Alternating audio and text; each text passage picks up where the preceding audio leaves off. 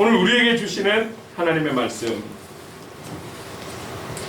오늘 우리에게 주시는 하나님의 말씀은 요한복음 11장 47절에서 57절까지의 말씀입니다.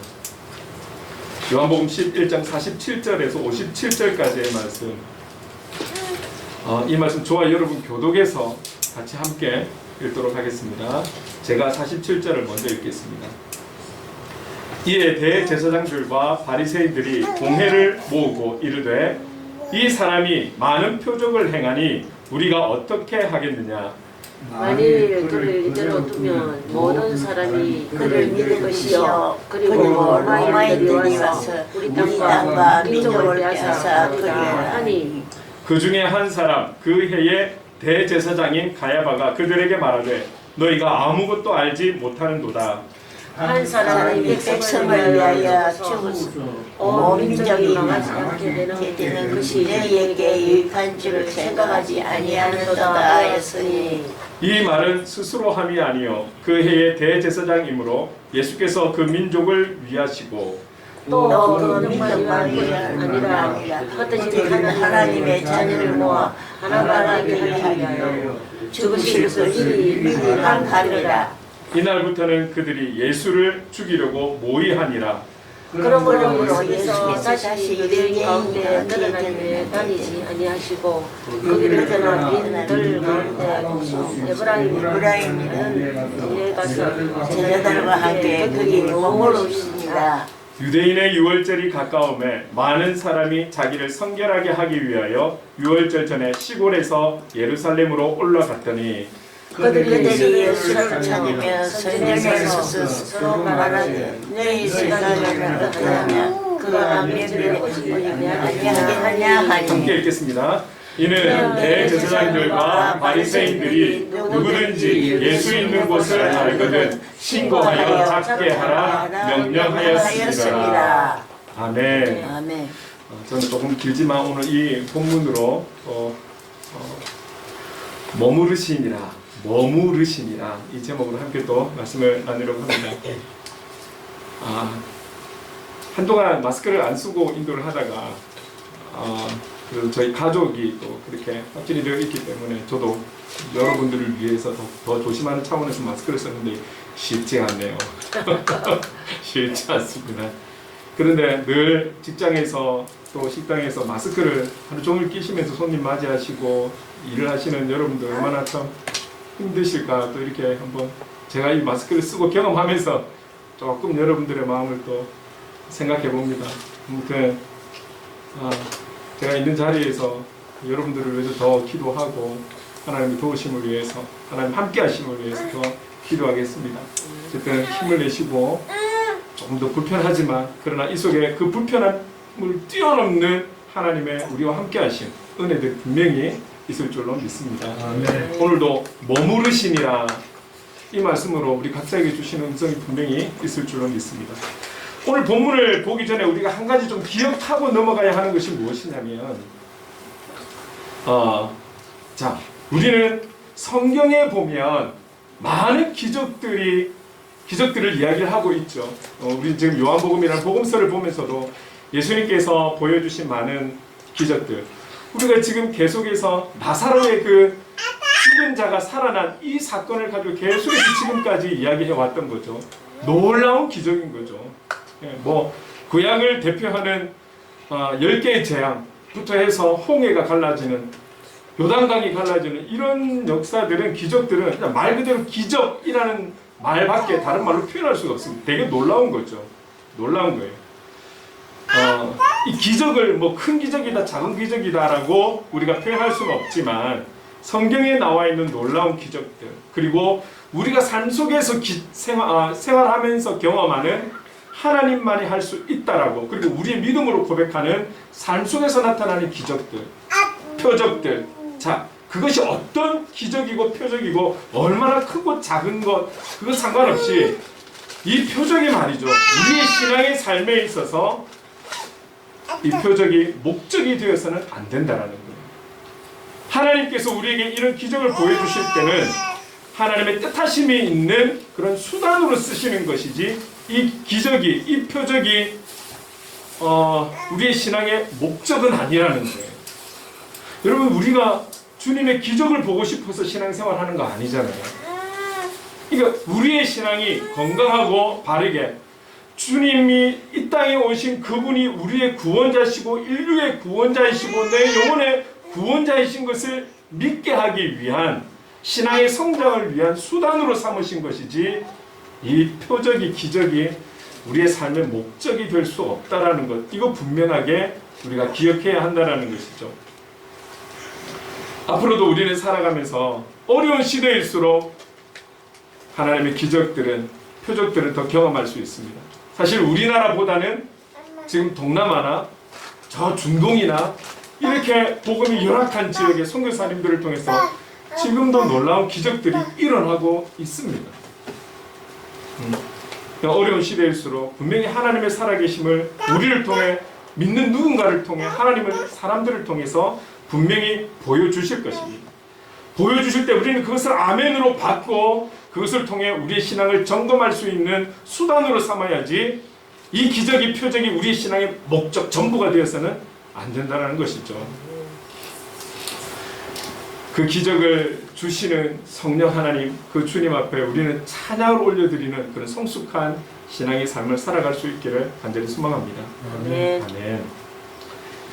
여러분, 아무리 비싸고 좋은 차라 할지라도 말이죠, 아무리 고급진 차라 할지라도 이 차가 그 차 자체에 결함이 있어서라든지 아니면 운전자의 미숙으로 인해서 그렇다 할지라도 멈춰야 할 곳에 멈추지 않으면 아무리 좋은 차라도 위험한 도구가 되는 것이죠.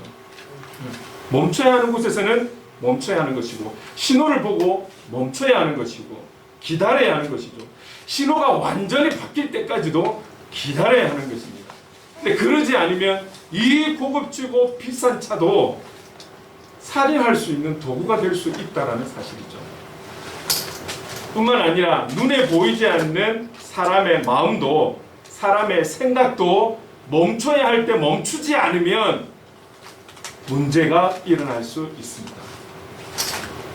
현대인의 병 가운데 요즘 이런 부분들 많잖아요. 감정 조절이 안 되시는 분들, 분노 조절이 안 되시는 분들, 그리고 여러 가지 상황들 때문에 공황장애가 오시고, 특히 또 많은 이런 분들이 계시고 우울증 가지고 계시고, 이제 이분들의 어떤 상황들 속에서 참 질병이기 때문에, 정신적 질병이기 때문에 어쩔 수는 없지만 그분들이 결국은 조절이 안 된다라는 거잖아요. 조절이 안 된다라는 것은 그 마음속에, 생각 속에 막 온갖 상상들이 또 들려지는 또 환청들이, 환상들이 멈춰지지를 않는 거예요. 멈춰지지를 않으니까 그 다음에 생각지 못한 사건들이 일어나는 거예요. 자기 자신도 그렇지만 가까운 사람, 형제, 자매, 부모님, 그리고 사랑하는 사람조차에게도 위협을 가하는, 살인을 일으키는 이런 시대가 지금 시대인 거예요. 그러니까 멈춰야 할 때 멈추지 못하면은 이런 아픔들, 상처들, 후회하는 일들이 생긴다라는 것이죠. 자, 여러분, 47절부터 예수님의 그 많은 표적으로 인해서 나타난 선한 영향력들, 결국은 이 나사로가 살아나온 것을 보고 많은 유대인들이, 마르다와 마리아를 위로하러 갔던 사람들이 이 예수님의 표적을 보고 결국은 예수를 믿게 되는 이런 결과를 얻게 되었단 말이죠. 이것뿐만이 아니라 대제사장을 비롯하여서 당시의 제사장들, 그리고 많은 유대인들, 그리고 오늘 본문에 나오는 바리새인들, 이런 사람들이 지금 지켜보고 있는 거예요. 왜? 시간이 가면 갈수록 예수라는 이름이 자꾸 높아지거든요. 그들은 상상하지 못했던 일들이 예수를 통해서 자꾸 나타나거든요. 그러니까 그들끼리 이야기하는 것 아니겠습니까? 아니, 이 예수를 가만히 두면 계속해서 표적이 일어나고 기적이 나타나고 많은 사람들이 예수를 찾을 것이고 예수를 바라볼 것이고 예수님께만 모여들 것인데 이거 어떻게 해야 되지? 그럼 대제사장, 당시에 유대교의 대제사장이었던 가야바조차도 그 마음 안에 인간적인 마음이 일어나기 시작한 거예요. 그래서 성경은 50절에 이렇게 말씀하고 있습니다. 한 사람이 백성을 위하여 죽어서 온 민족이 망하지 않게 되는 것이 너희에게 유익한 줄 생각하지 아니하는도다 하였으니, 이 유대인들 중에서도 하나님을 믿는 사람들이라 하면서도 이 바리새인들 그리고 제사장들은 그래도 잘 믿는 사람들이라고 말하는 사람 아니겠습니까? 대제사장은 제사장들 중에서도 그 해에 최고의 어떤 인정받는 제사장이고, 대제사장만이 할 수 있는 유일한 일이 어떤 것이냐, 1년에 한 번 지성소에 들어가는 거예요. 성전이 있으면 그 성전 안에 또 지성소라고 하나님의 임재하심이 있는 구별된 장소가 있는 것이죠. 여기에 딱 1년에 한 번 누구도 들어가서는 안 되고 대제사장만이 들어가는 거죠. 1년에 한 번. 그래서 백성 전체의 죄를 대속하기 위해서 하나님 앞에 희생 제사를 드리는 그런 하나님의 일꾼인 거예요. 여러분, 대제사장이 지성소 들어갈 때는 그냥 못 들어갑니다. 발에 줄을 묶어서 들어갑니다. 왜? 못 나올 수도 있으니. 구약 때만 해도 죄를 갖고 있는 사람들은 하나님을 만나면 죽는 거예요. 즉사하는 거예요. 사람들 편에서 대제사장을 뽑았지만 이게 또 하나님 앞에서는 대제사장이 어떤 사람인지 모르잖아요. 들어가서 죽을 수도 있는 거예요. 나와야 할 시간인데 안 나오면 줄로 잡아 당기면서 끄집어내야죠, 시체를. 그런 중대한 역할을 맡은 사람이 대제사장이었던 거예요. 우리가 레위기에 보면 5가지 제사도 나와 있고 죄를 씻는 그런 제사들도 나와 있지만, 온 이스라엘 백성들 전체의 죄를 대속하기 위해서 대표로 들어가서 하나님 앞에 제사를 드렸던 이 정말 구별된 사람, 이 사람 마음 안에도 지금 뭐라고 이야기합니까? 한 사람이 백성을 위해서 죽으면 나머지 사람들은 유익하지 않겠나? 이 한 사람이 누구입니까? 결국은 당시에 떠오르고 있는 별, 예수님을 이야기하는 거잖아요. 결국 이 대제사장임에도 그들 안에 갖고 있는 욕심, 욕망, 그리고 어떤 유익, 인기, 이런 것들이 예수께로 자꾸 뺏겨가는 것을 보니 이들도 참지를 못하는 거였죠. 이 한 사람이 죽는다면, 이 한 사람이 죽으면 모든 것들이 해결된다라는 이 논리인 것이죠. 자, 그런데 놀라운 것은 말입니다. 51절, 52절에 이렇게 말씀하고 있습니다. 이 말은 스스로 함이 아니요 그 해의 대제사장이므로 예수께서 그 민족을 위하시고 또 그 민족만 위할 뿐 아니라 흩어진 하나님의 자녀를 모아 하나가 되게 하기 위하여 죽으실 것을 미리 말함이로라. 여기서 분명하게 알아야 되는 것은 50절에 말하고 있는 대제사장 가야바, 그가 갖고 있는 예수를 죽이겠다라는 그 결단의 마음, 이 흑심, 이 죄악된 이 마음이 가야바 혼자에게서만 나온 생각이 아니라는 거죠. 방금 읽었던 51, 2절을 통해서 예수님의 죽으심은 이미 하나님께서 죽게 하기 위해서 이 땅에 보내셨다라는 사실, 예수님의 죽으심은 가야바의 머리에서 나온 생각이고 계획이 아니라 그 목적을 위해서 예수님을 하나님께서 보내셨다라는 것. 결국 이 가야바의 이 생각도 하나님의 계획 안에 있는 내용이라는 것을 우리에게 말씀하고 있다라는 것입니다. 뭐 그런 사람이 적을 거라고 생각하지만 사람들이 이렇게 생각하는 경우가 많아요. 이러한 것들은 내 의지로 내가 결정하고 내가 결단하고 내가 진행해서 내가 이룬 결과인 것처럼 생각하는 부분들이 분명히 있습니다. 직장에서 내가 승진을 하거나 우리가 식당 운영이 잘 되어서 장사가 잘 되거나 내가 뭔가 좀 탁월함이 있고 남보다 잘하는 것이 있고 내가 더 성실하고 더 부지런하고 내가 열심히 해서 이룬 결과, 열매. 자, 여러분, 우리가 전도라고 한번 생각해 봅시다.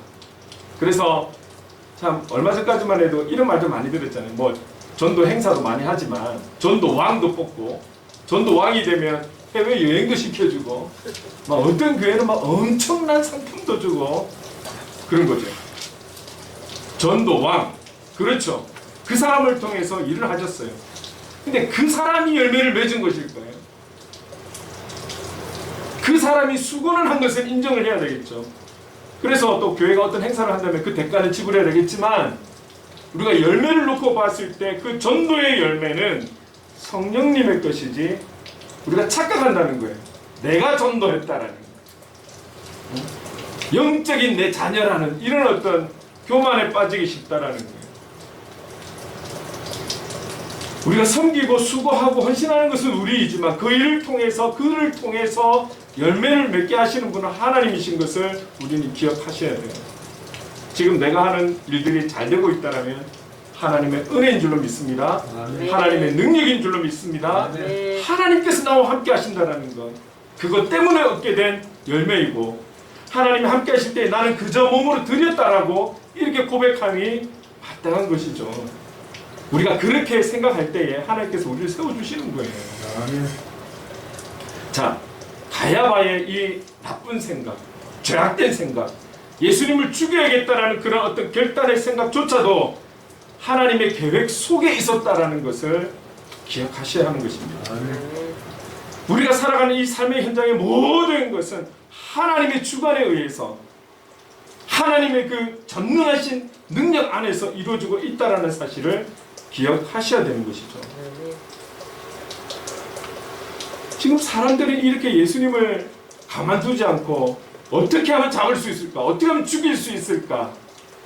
어떻게 하면 이 한 사람을 희생시킬 수 있을까를 고민할 때에 예수님의 그러면 모습은 예수님의 행위는 어땠는지 우리 54절을 보면 알 수 있습니다. 이 54절이 오늘 본문의 주제 구절이라고 할 수 있죠. 한번 함께 읽어보겠습니다. 시작. 그러므로 예수께서 다시 유대인 가운데 드러나게 다니지 아니하시고 거기를 떠나 빈들 가까운 곳에 에브라임이라는 동네에 가서 제자들과 함께 거기 머무르시니라. 머무르시니라. 발음하기가 어려우시죠? 53절에 이제 예수님을 죽이기로 결의한 그런 사실을 아신 예수님께서 공개적으로 드러나게 다니지 않는다라는 거예요. 사실 이때 뭐 예수님께서 맨날 며칠 이 스타이신 예수님은 여기에 갑니다. 내 팬들, 우리 팬들은 모여주세요. 이런 게 아니잖아요. 이런 게 아니에요. 근데 이상하게도 주님이 가면 거기에는 사람이 엄청 모이는 거예요.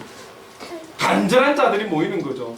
아픈 자들, 배고픈 자들, 능력 없는 자들, 힘 없는 자들이 다 모이는 거예요. 예수님이 소문을 안 내도 예수님 계신 곳만 계시면 그곳에는 사람들이 엄청나게 모이니까 예수님께서 이제 대제사장을 비롯하여서 바리새인들과 이 종교 지도자들이 자기를 죽일 것을 알고 이제는 조심하시는 거예요. 그래서 사람이 있는 그 동네를 떠나서 빈들 가까운 곳인 에브라임이라는 동네로 가신 거예요. 그리고 제자들과 함께 조용히 머무르시는 것입니다. 자, 여러분, 빈들 가까운 에브라임이라고 굳이 설명하는 이유가 뭘까요? 그냥 예수님은 제자들과 함께 에브라임으로 가셔서 거기서 조용히 지내시니라 뭐 이럴 수도 있는 거잖아요. 그런데 굳이 그 에브라임이라는 곳이 빈들 가까운 곳이라고 굳이 이야기를 하고 있는 이유가 어디에 있을까요? 빈들은 광야나 사막을 의미하는 것이고 다른 말로 표현하면 한적한 곳이라고 표현할 수가 있습니다. 그래서 우리가 뭐 복음서나 어디에 성경을 쭉 보면 예수님께서 한적한 곳으로 가셨다 이런 표현들을 여러분 기억나시죠? 여러 군데 이런 표현이 있는데 한 군데만 한번 살펴볼까요? 마가복음 1장 35절에 이렇게 말씀하고 있습니다. 함께 읽겠습니다. 시작. 새벽 아직도 밝기 전에 예수께서 일어나 나가 한적한 곳으로 가사 거기서 기도하시더니 주님은 한적한 곳에 가서 기도하셨어요. 자, 여기에 한적한 곳, 이것은 조금 전에 읽었던 우리 54절에 나와 있는 빈들 가까운 곳, 이 단어와 동일한 단어입니다. 우리나라 표현으로 빈들 그리고 한적한 차이가 있을 뿐이지 원어로 보면 동일한 단어를 쓰고 있다라는 거예요. 빈들이 한적하고 고요한 곳.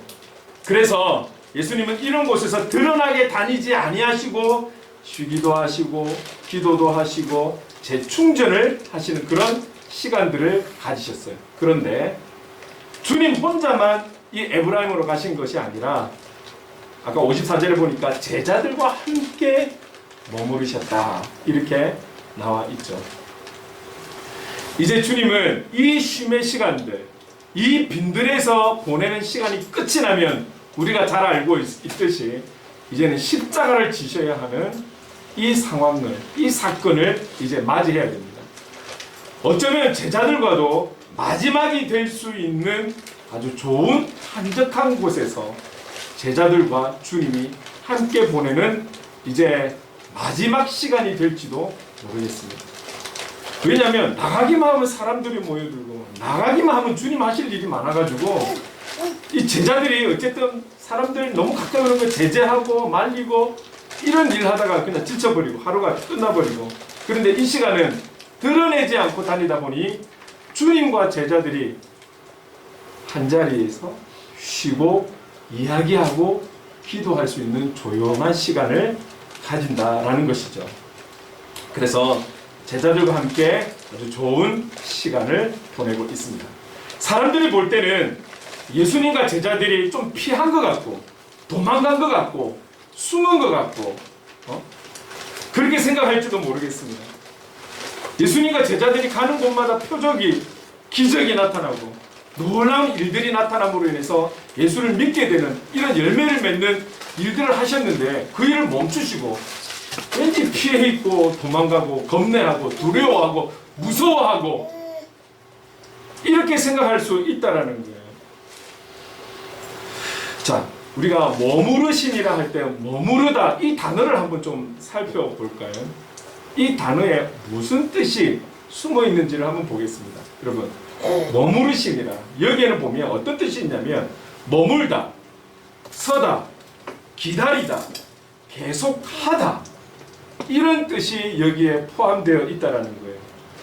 예수님께서 제자들과 함께 에브라임의 그 한적한 곳, 그 빈들에 머물러 있는 것은 그 대제사장들과 유대인들과 바리새인들이 무서워서 두려워서 용기가 안 나서 숨어있고 피해 있는 것 아니라는 거예요. 예수님과 제자들이 여기에 머물러 있는 것 또한 머무르다라가 가지고 있는 뜻처럼 기다리고 계속되고 하나님의 일은 이 머무르는 일 속에서도 하나님의 일은 진행이 되고 있다라는 것을 우리에게 말씀하고 있는 거예요.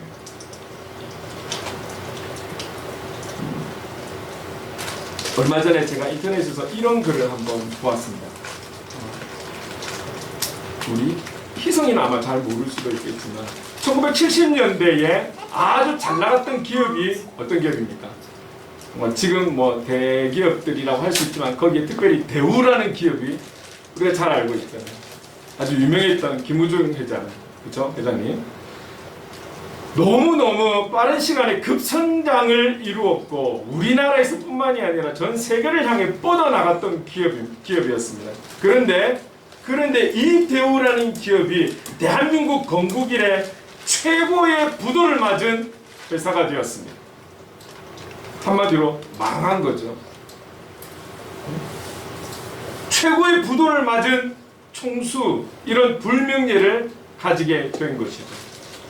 그렇다면 이렇게 잘 나가는 전 세계를 향해 뻗어가는 기업이 이렇게까지 망했을 때는 이유가 뭘까? 많은 사람들이 알아보지 않았겠습니까? 당시에 국제적인 어떤 경제 상황, 그리고 우리 국내의 경제 상황, 그리고 그 대우라는 기업이 갖고 있었던 내부적인 상황들, 이런저런 이유들이 있었겠죠. 그러나 많은 분들이 바라볼 때 이 기업이 이렇게 될 수밖에 없었던 좀 궁극적인 그런 이유가 무엇이냐? 그것은 이 회장의 너무 공격적인 투자, 무모한 사업 확장이 원인이었다라고 평가를 하고 있다는 거예요. 쉽게 이야기하면 그는 걷고 뛸 줄만 알았지 멈추거나 기다릴 줄 몰랐다라는 거예요. 자기 자산이 많아가지고 무조건 뛰어가고 무조건 투자하고 이거 아니잖아요. 빌려야 되고 그래서 그걸로 투자를 해야 되고 그런데 이게 너무 무모하게 앞만 바라보고 갔다라는 거예요. 좀 하나를 이루고 나면 좀 기다렸다가 좀 멈추었다가 정비를 하고 이래 다시 한번 또 재투자를 이루고 이런 게 아니라 계속하고 내친김에 달리고 내친김에 빌리고 내친김에 투자하고 앞만 보고 나갔던 이 결과가 결국은 이렇게 된 것이다. 그렇게 평가를 하고 있더라는 거예요. 이런 걸로 보면 멈춤이라는 것, 기다린다라는 것, 이것이 결코 나쁘거나 부정적인 의미가 아니라는 거죠.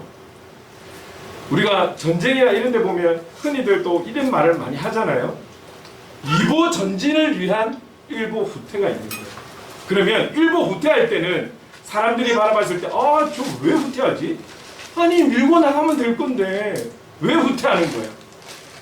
그 후퇴가 이보 전진을 위해서 후퇴하는 거기 때문에 다른 사람들이 바라볼 때는 바보 같고 잘못된 판단인 것 같지만 일보 후퇴하는 이들의 생각은 이보 전진을 위한 계속되는 진행되는 계획이라는 거죠. 주님의 이 머무름, 제자들과 머무름은 사람들이 바라볼 때 퇴보하는 것이 아니라 완전히 끝 멈춰 있는 것이 아니라 하나님의 계획하심의 그 길 가운데 진행이 되어가고 있는 과정 속에 있다라는 것을 우리는 기억을 해야 하는 것입니다. 머무르다가 갖고 있는 뜻에는 계속되다라는 뜻이 있다라는 것을 기억하십시오. 꼭 기억하셔야 합니다. 주님의 머무름은 하나님의 뜻과 그 때를 위한 진행이라는 거예요. 진행. 그러면 우리 나사로 이야기를 한번 또 적용을 해봅시다.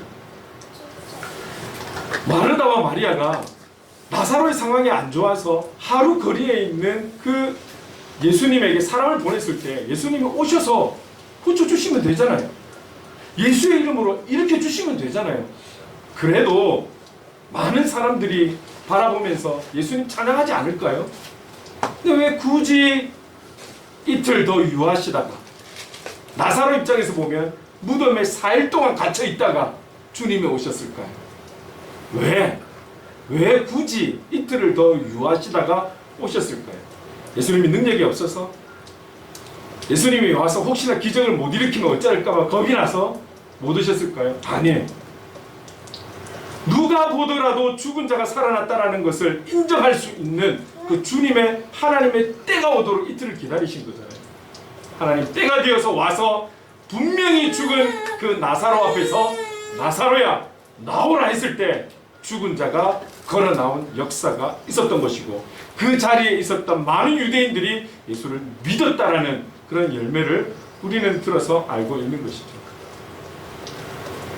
오늘 본문의 주님의 머무름은 가야바가 죽이기로 결단하고 사람들이 예수를 죽이기로 결단해서 무서워서 멈춰 있는 것이 아니라는 거예요. 하나님의 계획하신 특별히 예수 그리스도를 향한 하나님의 목적을 이루기 위한 머무름의 시간이었던 것입니다. 제가 2주 전에 한 권사님의 전화를 받았어요. 전화를 받았는데 이런저런 이야기를 하다가 이제 제가 처음 그 교회를 가서 맡았던 목장의 한 권사님이십니다. 근데 이분이 지금 일은 중반쯤 되셨어요. 권사 은퇴도 하시고 돈을 벌고 계신 것도 아니고 저한테 조금 보태었으면 좋겠다고 보내주시면서 전화를 주셨어요. 그래서 제가 권사님 마지막에 해볼그린 교회를 위해서 그리고 저를 위해서 기도해 주세요 라고 했을 때 그 권사님이 뭐라고 말씀하시냐면 정 목사님 내가 이 교회를 40년이 넘도록 한 교회를 지켰는데 여기에 스쳐 지나간 교육자가 몇 명이겠어요. 내가 지금 그분들 다 기도 못해요. 기억도 안 나고 다 기억나지도 않고 정 목사님을 위해서 기도하는 것은 성령님께서 생각나게 하니까 지금 내가 기도하는 거예요. 이 말씀을 하시는 거예요. 7년이 지났어요. 7년이 지났는데 7년쯤 되면 지금 현재 있는 목사님들과 또 그 목장을 맡은 목사님과 으쌰으쌰 해야 되고 뭐 이제 그래야 될 상황인데 지나간 부교육자들 그 7년이라는 시간 동안 또 왔다가 간 교육자들도 있고요. 근데 아직도 제가 기억나는 것은 그가 의지적으로 기억해야지 하고 정 목사를 기억하는 것이 아니라 성령님께서 빠지지 않고 기억나게 하시더라는 거예요. 저는 멈춰 있는 것 같고 7년이라는 시간 동안 뭔가 좀 벗어나지 못하는 것 같고 잘 되고 있는 것 같지 않고 이런 인간적인 생각이 참 많이 몰려와요, 여러분. 그런데 한 번씩 이런 전화를 받으면 성령님께서 제 눈에 보이지 않는 곳에서도 역사하셔서 일하고 계시고 영적인 공급함을 주고 계시다라는 사실을 듣게 하실 이럴 때에 정말 하나님 앞에 죄송하고 다시 한 번 더 예수의 이름으로 용기를 내는 것이죠. 아멘. 여러분 예수원이라는 곳에 가면 그 본당에 가면 이런 간판이 하나 있어요. 크게 기도는 노동이다. 기도는 노동이다. 다시 말하면 그만큼 기도하는 일이 쉽지 않다라는 거죠. 힘들다라는 거죠. 그 힘든 일을 성령님께서 이름을 기억나게 하시고 사람을 기억나게 하셔서 하게 하시니까 한다라는 이 고백이 저에게 얼마나 용기가 되는지 몰라요. 눈에 보이지는 않지만 눈에 보이지 않는 그 정말 저를 위해서 우리 교회를 위해서 여러분들을 위해서 누군가는 우리를 위해서 기도하고 있다니까요. 누군가 널 위해 기도하네. 누군가 널 위해 기도하네. 우리가 직접적으로 모른다 할지라도 우리도 송기사님을 위해서 기도하고 나라 민족을 위해서 기도하고 러시아와 우크라이나가 우리하고 직접적으로 관계 있습니까? 그러나 하나님의 평화가 임할 수 있도록 이 전쟁이 멈출 수 있도록 그래서 상처와 아픔이 멈출 수 있도록 우리가 기도하는 것이잖아요. 온 지구의 환경을 위해서 기도하는 것이 우리가 직접적으로 사실 연관되죠. 생태계가 파괴가 된다는 우리하고 직접 먹거리와도 연결이 되고 우리의 생명과도 연결이 되는 것은 사실입니다. 근데 지금 당장 적용되는 부분은 아니잖아요. 그러나 우리가 함께 기도해야 될 제목이기 때문에 기도하지 않습니까? 처음에 부산대 들어가서 이렇게 쭉 돌아오면서 처음에 부산대 들어갔을 때는 부산대를 위해서 기도했어요. 교수님들 심회를 위해서 기도했고 기도 동아리를 위해서 기도했어요. 근데 지금은 거기를 멈춰 있지 않습니다. 하나님, 이 부산대의 동아리를 통해서 부산에 있는 모든 대학교에 있는 동아리들이 연합할 수 있는 은혜를 주세요. 모든 대학에 있는 신우의 믿음의 교수님들이 연합하게 하셔서 대학 안에 성령의 불꽃이 다시금 일어날 수 있도록 하나님 도와주세요. 하나님 기도하게 하시니까 기도하는 거예요. 언제 열매를 맺을지는 모르겠지만 분명한 것 하나님의 때 이루어 주실 줄로 믿고 기도하는 것이죠. 아멘. 여러분 우리의 삶의 현장이 뭔가 좀 진도가 안 나가고 이전 같지 않고 그렇다고 생각이 되어지십니까? 좀 뭔가 멈춰있다라고 생각이 되어지십니까? 얼마나 더 기다려야 하지? 라고 여러분 생각이 되어지십니까? 그러나 이 시간을 통해서 성령님은 일을 하고 계신 줄로 믿으시기 바랍니다. 아멘. 하나님의 계획하심은 우리를 위한 계획하심은 오늘에 머물러 있지 않다라는 것이죠. 보이지 않는 곳에서 우리 행복을 그리는 교회를 위해 보이지 않는 곳에서 하나님은 하나님의 일을 하고 계시기 때문에 오늘 저와 여러분은 우리가 있는 그 현장에서 그리스도인답게 하나님의 자녀답게 제자로 살아가기 원하는 자답게 그 현장에 서 있으면 하나님께서 역사해 주실 줄로 믿습니다. 아멘. 56절에 보면 유대인들이 예수님을 찾았다고 했어요. 그런데 57절에 보니까 그들이 왜 예수님을 찾았냐면 예수님을 잡고자 하는 이유로 찾았다라는 거예요. 그들의 개인적인 유익과 그들의 이익과 개인적인 문제로 인해서 주님을 찾은 거예요. 예수님을 찾는 이유가 세상적 중심으로 나 중심적으로 주님을 찾는다면 평생을 믿어도 인격적으로 주님을 만날 수가 없습니다. 우리가 말씀 안에서 찬양 안에서 기도 안에서 처음에 교회에 나온 이유는 인간적이다 할지라도 시간이 지나면서 우리가 성숙되어져 가고 예배를 알게 되고 찬양을 알게 되고 기도를 알면서 주님을 만나는 그래서 그 은혜의 자리에 있는다라면 그는 그리스도인이 된 것이요 참된 예배자로 있는 것입니다.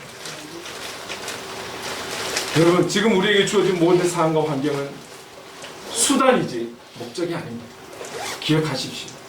그 수단을 통해서 우리를 예수의 이름으로 세우실 것이고, 우리의 믿음이 장성한 분량에 이르기까지 세워가실 것이고, 그런 우리를 통해서 하나님은 하나님 나라 확장을 위해서 일을 하실 줄로 믿습니다.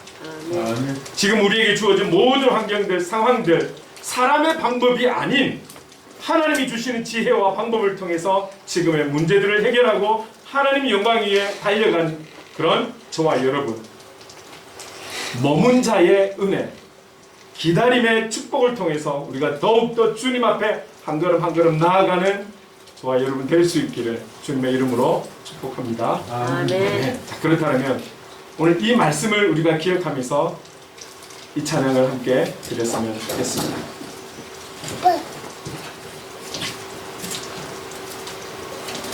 우리 주님의 시간에 함께 찬양합시다. 가사를 생각하시면서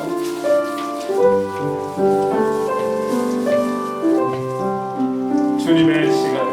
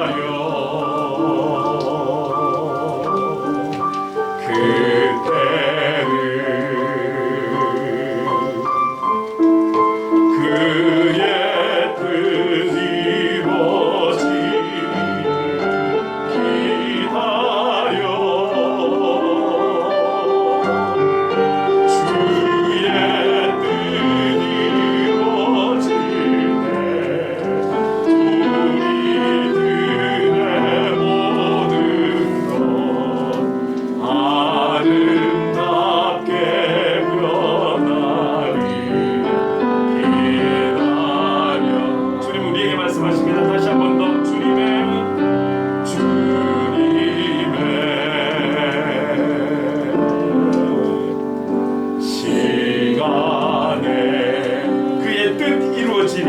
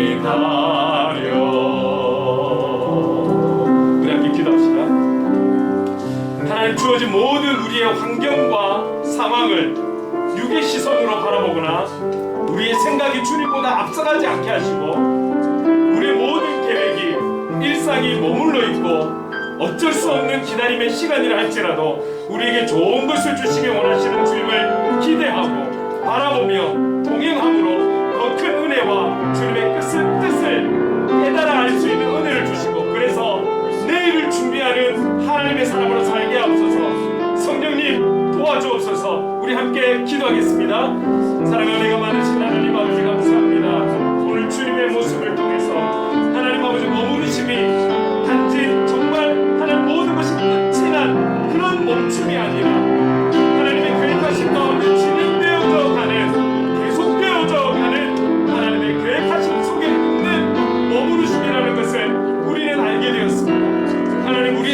현장에서, 우리의 직장에서, 학교에서, 가정에서, 또 하나님 운영하는 식당에서 뭔가 인정받지 않고 머물러 있는 것 같고 더 기다려야 할 것 같지만 여기에도 하나님의 뜻하심이 있고 하나님의 인도하심이 있다는 것, 하나님 마음에 저희들이 기억하게 하여 주시옵소서. 여기에 하나님의 분명한 이끄심이 있다는 것, 우리의 선한 목자가 되시는 주님께서 우리에게 좋은 것을 주시기 원하시는 분이라는 것을 믿고 나아갈 수 있고, 하나님 이 기회를 통해 하나님 영적인 부분들이, 우리의 영적인 부분들이, 우리의 더 신앙의 부분들이, 더 하나님의 믿음의 부분들이 더 성장하고 주님께 한 걸음 나아갈 수 있는 하나님 그런 기회요 계기가 될 수 있도록 하나님 인도하여 주시옵소서. 하나님 우리가 모든 문제들을 육의 눈으로 바라보고 육의 판단으로 하는 것이 아니라 하나님 주님의 시선을 가지고 주님의 마음을 가지고 주님의 뜻을 깨달아 알 수 있는 은혜의 자리가, 은혜의 시간이, 은혜의 때가 될 수 있도록 인도하여 주시옵소서. 주님의 시간이 필요한 줄로 믿습니다. 기다려야 할 줄 하나님 아버지 믿습니다. 그 시간들을 통해 주님의 뜻이 이루어지고 주님께서 우리를 준비시키시고 주님께서 우리를 통해 역사하실 줄로 믿습니다. 주님의 시간인 것을 기억하게 하시고 알게 하시고 깨닫게 하셔서 지금의 우리의 삶의 현장에서 승리하며 나가는 우리 모든 성도님들 될 수 있도록 인도해 주시옵소서. 성령님 도와주시옵소서. 사랑의 주님, 주님을 닮기를 원합니다. 주님의 시선으로 지금의 때를 바라보게 하시고 여기에 우리에게 주시는 주님의 메시지를 깨달아 알게 하옵소서. 주님은 우리의 선한 목자 되심을 믿습니다. 우리를 지키시고 보호하실 때 목숨을 다해 사랑으로 인도해 주시는 그런 선한 목자 되심을 믿습니다. 이 시간을 통해 더욱 주님을 알아가고 주님을 향한 깊은 사랑의 고백을 올려드리는 하나님의 사람으로 살게 하여 주옵소서. 아멘. 예수님의 이름으로 기도드립니다. 아멘. 우리 다 함께 자리에 일어나서 찬송가 320장 3절 찬양하겠습니다.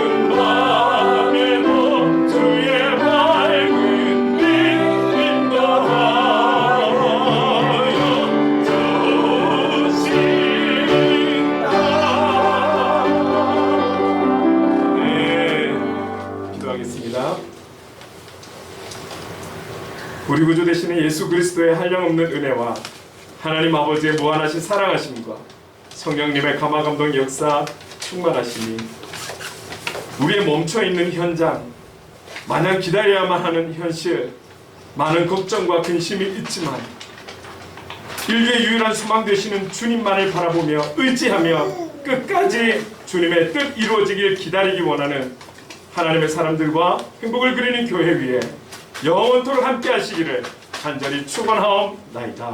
아멘.